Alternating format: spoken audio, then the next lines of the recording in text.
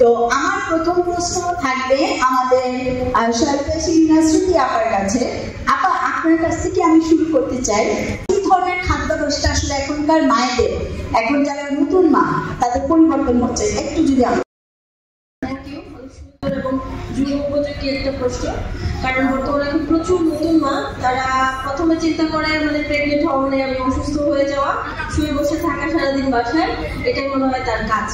এটা করলে যেটা সহজে চলে আসে খুব অল্প সময়ের মধ্যে আমাদের জিডিএমটা মানে গর্ভকালীন ডায়াবেটিসটা চলে আসে। এর মধ্যে আমাদের বেশ কিছু জটিলতা আমরা পাই এবং তাদের না জানা বলতে পারে।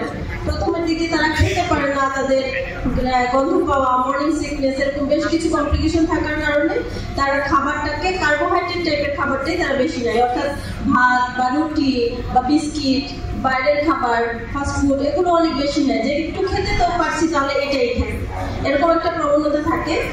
আর প্রোটিনের প্রতি তাদের খুবই বিতৃষ্ণা থাকে, গন্ধ পায়, কিন্তু মাছে গন্ধ পাওয়া, মর্নিং সিকনেসের কারণে দেখা যায় তাদের ডিমটারও গন্ধ লাগে, দুর্বলতার কারণে তারা ওগুলো নিতে চায় না, আমাদের একটু খাই সেটা কার্বোহাইড্রেট টাইপেরই হোক, অর্থাৎ ভাত রুটি হোক।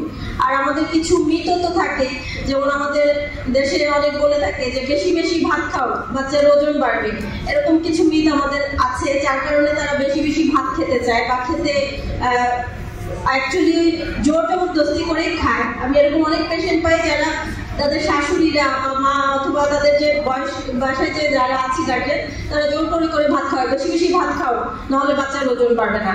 যখন বেশি বেশি ভাত খায় তখন আমাদের অতিরিক্ত কার্বোহাইড্রেট গ্রহণ করার কারণে দেখা যায় আমাদের বাচ্চার প্রি ডায়াস্টোলিক নচ তৈরি হয়, মানে বাচ্চা যখন 3 মাস বা 4 মাসের মধ্যে পাওয়া যায়, তখন বাচ্চার নচ তৈরি হওয়ার কারণে বাচ্চা পর্যন্ত সঠিক পুষ্টি আর অক্সিজেনটা ভালোভাবে পৌঁছায় না, তখন বাচ্চার বৃদ্ধিতে ব্যাহত হয়। দেন বেশি বেশি তারা প্রোটিন না খেয়ে কার্বোহাইড্রেট, যেমন বাইরের খাবারটা একটু বেশি খায়, তো তখন দেখা যায় যে গর্ভকালীন ডায়াবেটিস হয় মাদের, বাচ্চার মাথা বড় হয়ে যাওয়ার একটা প্রবণতা আমরা পাই, যেটা খুবই অ্যালার্মিং।